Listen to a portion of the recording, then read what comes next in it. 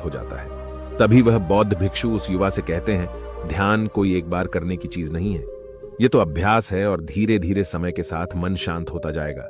इस पर वह युवक कहता है, हे गुरुवर, मेरे पास इतना समय नहीं है, मुझे कोई ऐसा मार्ग बताइए जिससे जल्दी जल्दी मेरा मन शांत हो जाए और मैं खुशी खुशी अपना जीवन जीने लग जाऊं। ऐसे तो मेरा बहुत समय बर्बाद हो जाएगा। मुझे कुछ ऐसा बताइए गुरुदेव जिससे मेरा मन आज के आज और अभी शांत हो जाए, जिससे मैं सुख की अनुभूति कर पाऊं, मुझे सुकून मिले। उस युवक की यह बात सुनकर बौद्ध भिक्षु मुस्कुराने लगे। उन्होंने उस युवक से कहा, बेटा, मेरे पास तुम्हारे लिए कुछ ऐसा है जिससे तुम्हारा मन अभी के अभी शांत हो जाएगा। इतना कहकर वह बौद्ध भिक्षु अपने आश्रम में गए और अंदर से एक घड़ा लेकर आए और उस युवक को थमाते हुए कहते हैं, जाओ और पास की बह रही उस नदी से इस घड़े में पानी भर कर लाओ। उन बौद्ध भिक्षु के इतना कहने के बाद उस युवक ने वह घड़ा हाथ में ले लिया और नदी की तरफ जाने लगा। उसके बाद मन ही मन सोच रहा था कि लगता है यह गुरु पागल है, इन्हें कुछ नहीं पता। भला यह घड़ा मेरे जीवन में शांति कैसे ला सकता है, ये मेरे मन को शांत कैसे कर सकता है। लेकिन उसके पास और कोई रास्ता नहीं था, जिस कारण उसने घड़ा लिया और पास वाली नदी के पास पहुंच गया।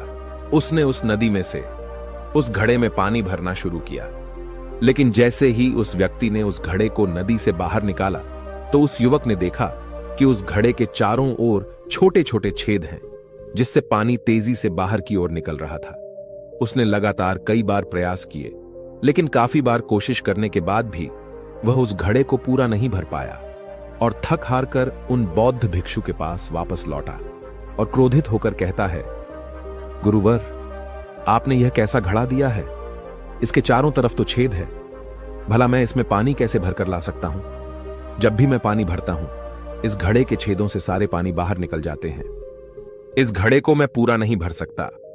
तभी वह बौद्ध भिक्षु उस युवक को शांत कराते हुए कहते हैं, बेटा, शांत हो जाओ, तुम्हें तुम्हारे प्रश्न का जवाब ही तो दे रहा हूं, और यदि तुम क्रोधित अवस्था में इस जवाब को सुनोगे तो इसे समझना तुम्हारे लिए मुश्किल हो जाएगा। इसलिए शांत हो जाओ और मेरी बात समझने का प्रयास करो। ये जो घड़ा मैंने तुम्हें दिया है, इसे अपना मन समझो, और मन केवल दो ही प्रकार से शांत हो सकता है। पहला यह कि तुम उसे लबालब पूरा भर दो और उसमें कुछ भी और आने जाने की जगह न बचे। क्या तुम इस घड़े को इस प्रकार भर सकते हो?